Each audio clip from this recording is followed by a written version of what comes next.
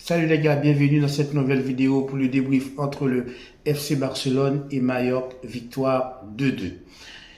FC Barcelone est arrivé sur le terrain en prenant de très haut Majorque. Pourquoi? Parce que Majorque a gagné un seul match et 16e du championnat. Du coup, Xavi s'est dit, comme on va jouer contre les poussins, on peut se permettre de faire n'importe quoi, de faire n'importe quelle composition, de jouer n'importe comment, on va gagner. Et c'est là qu'il va se tromper, et se tromper lourdement. Il va complètement transformer sa charnière centrale en changeant littéralement les défenseurs centraux. Or, on sait que dans une charnière, la colonne vertébrale, ce sont les défenseurs centraux. Prenons le cas de Arroyo. Arroyo, c'est un très bon défenseur. Tout le monde connaît Arroyo, il est bon, il est rapide, il est costaud, il est puissant. Mais Arroyo revient de blessure. Pourquoi ne pas mettre Arroyo avec Koundé? Ils ont l'habitude de jouer ensemble. À la limite, tu mets Arroyo et Christensen. Non. Il met Arroyo qui revient de blessure, qui n'a pas encore toutes ses marques, qui n'a pas encore toute son agilité. Il l'associe avec qui? Avec Inigo Martinez qui lui-même revient de blessure, qui lui-même n'a joué quasiment aucun match et il associe les deux ensemble.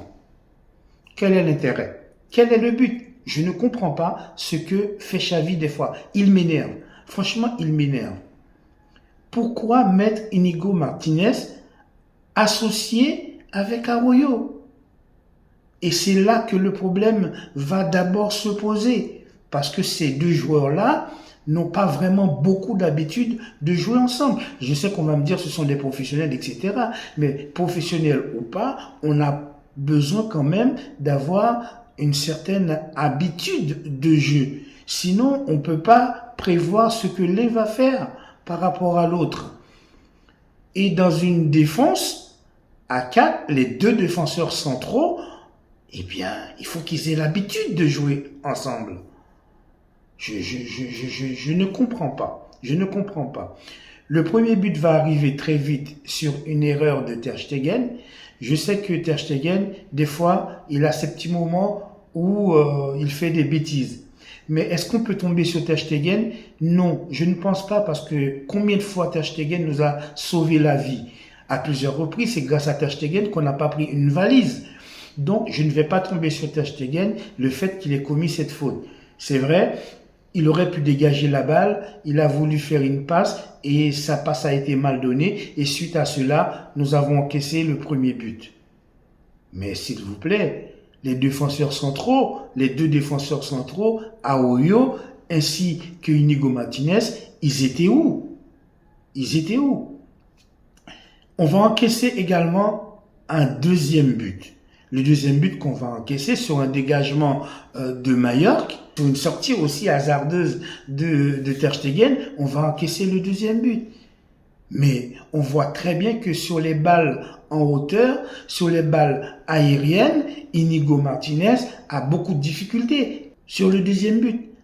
Il devait normalement anticiper et on voit qu'il n'était pas au bon endroit pour pouvoir jouer la balle. Et ça, c'est uniquement la faute de Xavi qui associe Inigo Martinez avec Arroyo au lieu d'associer plutôt Arroyo avec Koundé ou Arroyo avec Christensen. Au milieu de terrain, on a été mauvais. Pourtant, au milieu de terrain, ok, il met Gavi, très gros match de Gavi, je reviendrai un petit peu après là-dessus. Gundogan à droite et Oriol Romeu au milieu. Dans le football moderne, le match se gagne au milieu de terrain. Si ton milieu de terrain n'est pas bon, tu ne pourras pas gagner. Dans les footballs d'avant, tout passait par les côtés. Mais maintenant, non. Maintenant, le match se joue entièrement au milieu de terrain. Comment FC Barcelone peut faire venir dans ses rangs un joueur comme Oriol Romeu? Ce n'est pas que de lui faire offense de dire qu'Oriol Romeu n'a pas le niveau pour jouer au FC Barcelone. Oriol Romeu, c'est un chasse-neige. C'est un chasse-neige qu'on peut utiliser quand il y a une tempête de neige. En Sibérie, par exemple. Mais là, face à Majorque, c'était une petite pluie fine.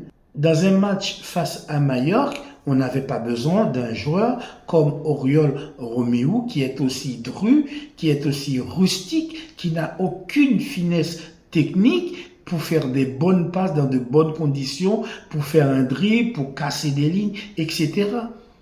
Et c'est Oriol Romeu qui est quasiment le meneur de jeu au milieu de terrain. Ça ne va pas, ça ne va pas. Et puis, Gundogan, parlons-en. Je sais que je reviens de très souvent là-dessus, mais Gundogan, pour moi, c'est un échec total, cuisant. Il n'a jamais été satisfaisant depuis qu'il est au FC Barcelone. J'espère que au fil des matchs, il va monter en gamme. Parce que dans ce cas-là, pour moi, il prend la place d'un autre joueur. On a vendu Franck Kessié pour prendre Oriol Romeu, quoi. Gros match de Rafinha. Sur son côté droit, il a fait un petit peu ce qu'il a voulu. Il a été très bon. C'est grâce à lui qu'on va marquer le premier but d'ailleurs, qu'on va égaliser. Parce que Rafinha, on sait très bien quand il est à droite, il est très bon. Mais moi, mon problème avec Rafinha, c'est que il ne peut pas jouer nulle part autre que sur le côté droit. Je ne comprends pas. Est-ce que dans l'école de foot, on n'apprend pas aux joueurs de jouer au moins à deux postes différents, de manière à ce que le joueur puisse dépanner un petit peu? Rafinha, quand il est à gauche, il est nul. Quand il est au milieu de terrain, il n'est pas bon non plus. Il peut jouer qu'à droite. Pourquoi Xavi ne sort pas Gundogan et faire rentrer un attaquant supplémentaire? On est mené 1-0, on égalise un partout sur une magnifique frappe enroulée pied gauche de Rafinha, et 3 minutes après, on encaisse un autre but. Ça veut dire qu'il y a vraiment un problème.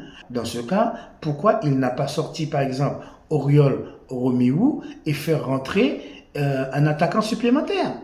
Et tu demandes à Gundogan de redescendre un petit peu. Si tu mets Gundogan dans la position qu'était Oriol Romeu, il aurait eu un peu plus d'impact en fait sur l'attaque, ce qui aurait libéré des espaces à la fois pour Joao Félix, pour Ferran Torres et puis pour Rafinha.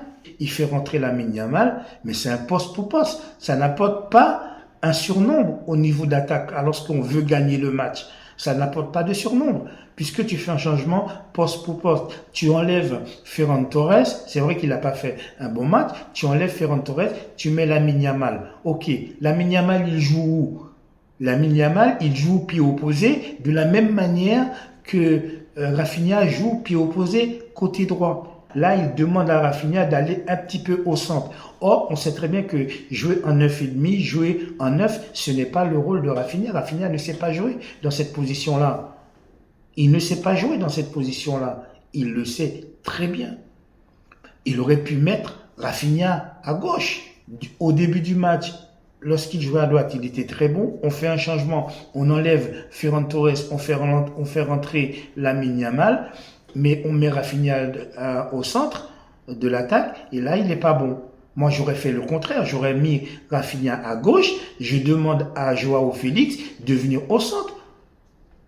Joao Félix, il peut jouer au centre de l'attaque, puisque Lewandowski n'était pas là. Il va faire 2 changements supplémentaires.